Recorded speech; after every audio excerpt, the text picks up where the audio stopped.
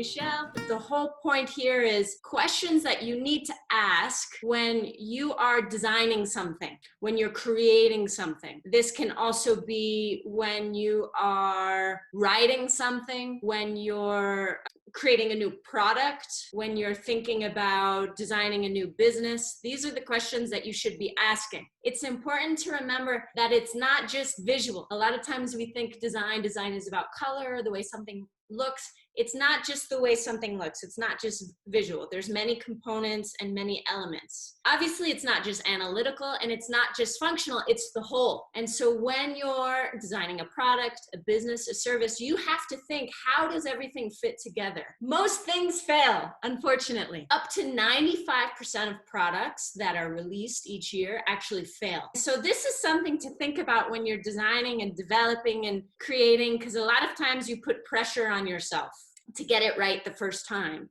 to do perfect the first time. Everybody hears of, the big story of the successful entrepreneur that strikes it big and becomes a millionaire. The reality is very few people become like that. It's like Michael Jordan. How many athletes are there that reach that level? Very few. So while you're thinking about how do I create something, how do I make something, how do I write something that becomes a success or a hit, you also have to be familiar with the reality of it, that it's going to take a while.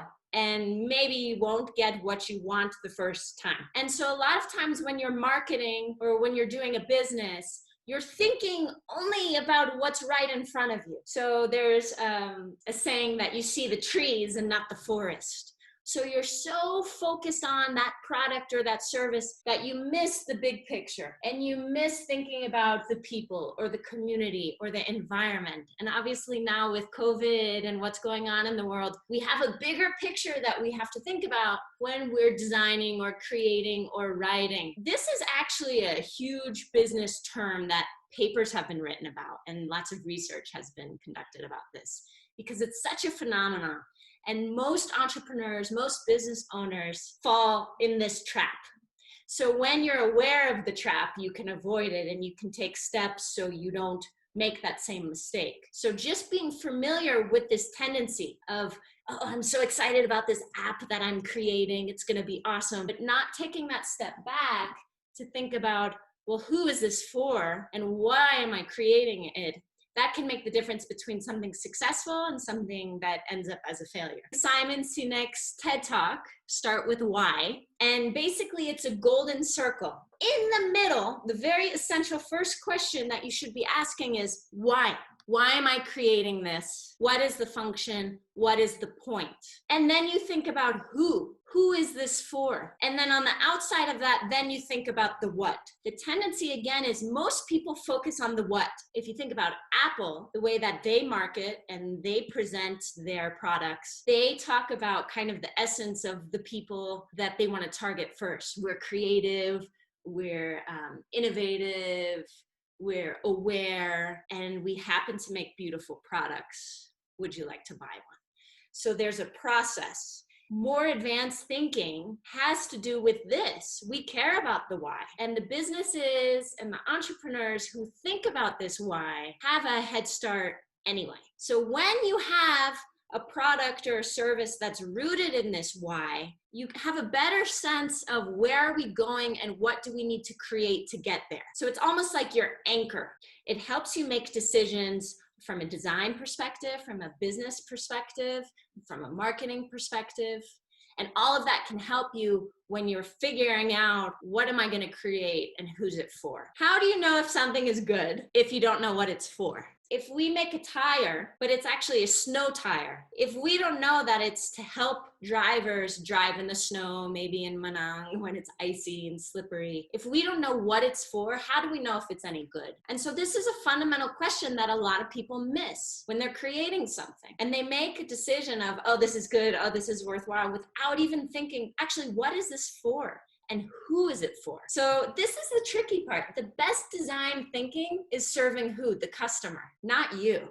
And again, when we're excited about something, when we're creating something, we tend to get in like a tunnel. And you know how horses wear those blinders so they don't look all over the place? That's what we do when we're in the creative process. We don't think about, okay, who is our customer actually? Where are they from? What do they want to believe about themselves? What do they want? What do they need? And that's how you create something effective. So this is the tricky part, right? Figuring out who are you trying to serve and what do they believe about themselves? So questions to ask when you're going through this design process. Who is my typical customer? So if you say anyone in Nepal, okay, that's something. But if you think about, no, actually, I want to target females from 25 to 35, or I want to target men who grew up in Tarai and they're now 45 to 55. When you figure out your typical customer, it's like a funnel. And again, then you can start thinking, what are they thinking like?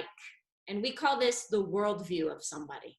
And a worldview is everyone's has different experience. So for instance, I grew up in Colorado in the mountains. That affects the way that I see the world. If you've gone to school, if you've gone to a private school or boarding school, that's going to affect the way that you see the world. If you're Buddhist or Hindu or no religion, that's going to affect the way that you see the world. That will influence your buying decisions. Who do your customers want to become? So this is important, thinking about what is the goal, what is the vision, what is the dream of the person that you're trying to target. Because most of the time, everybody wants to think something about themselves, or they're trying to go somewhere, and the purchase or the buy can help push them in that direction. So for instance, think about a Tesla. Why would somebody want to buy a Tesla? What are they trying to become? Or even a MacBook or an Apple. What does that say about somebody once they buy it? People that you're trying to reach, what do they want to become? What do they want to think about themselves can also help you design. The people that you're trying to reach, what do they believe about themselves and about the world around them? Do they think that they are worth it, that they're valuable, that money comes and goes easily? We call that an abundance mindset, where, okay, if we finish this cake, we can make another one. Or do they have a scarcity view of the world, where if this cake is done, that's it, so they're going to hold on to it? And that can dramatically influence the way that someone perceives value and design and beauty and even education. So why are you doing this? Why are you creating this? What's your point? Nike, everyone's familiar with Nike. Their whole mission or their aim, even though you see the just do it, that's the slogan, and you see the swoosh, but underneath it, their why is everyone's an athlete. Everyone can be a champion. Everyone can be active. And they wanted to bring this mentality to the masses. That's their why. And that informs all of their decisions. So again, knowing your why can really make the difference between a good product, a good design, and one that's not so thoughtful. Think about products or services that are actually good at what they've set out to do. So I've given you some examples. Think about why. What does that represent? For instance, in Kathmandu, there's a Frenchman who's focused on making cheese.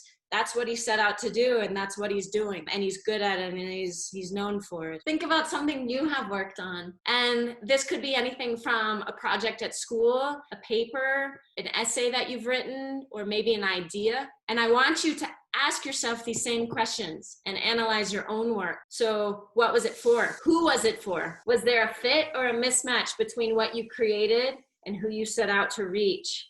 And then thinking about the worldview. And here I've written customers, but you can also think about the worldview of a teacher or a professor. You can also think about the worldview of a colleague. Maybe you've written an op-ed or an article that you've tried to get published somewhere. You can think about the worldview of those readers or the editor of that paper. The same kind of design questions, the who and the what, you want to make sure that that is aligned, especially when you have a big opportunity to get a grant or an investor to fund you, or even to pitch your product to somebody. You have to think about what are they looking for and what do they believe.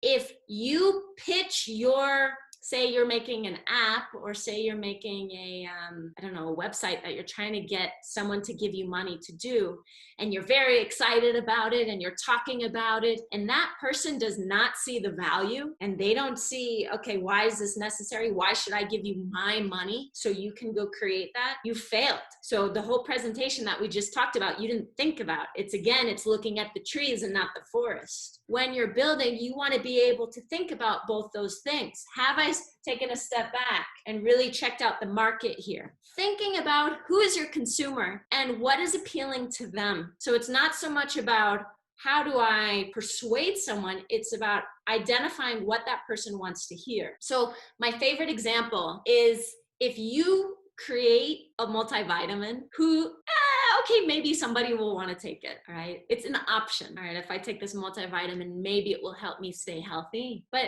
if I have a headache and I can't even focus, I can't even see straight because this headache is just so crippling and destroying, and you say, oh, here's a painkiller, your headache's gonna go away in 2 minutes, I'm gonna take that. So again, thinking about what the people that you're trying to reach, what do they want? What do they need? And so that's something that you have to weigh out when you're thinking about expanding, or when you're thinking about adjusting who your product is for or how many people reach it. I would say that me personally, I've always focused on creating something exceptional that's well known than trying to reach more. But again, it's a different strategy, and it really depends on the why. And you have to go back to your why, and that why question will help you decide, should I try to reach a different demographic now, or do I just focus on being the best in the category with this particular demographic?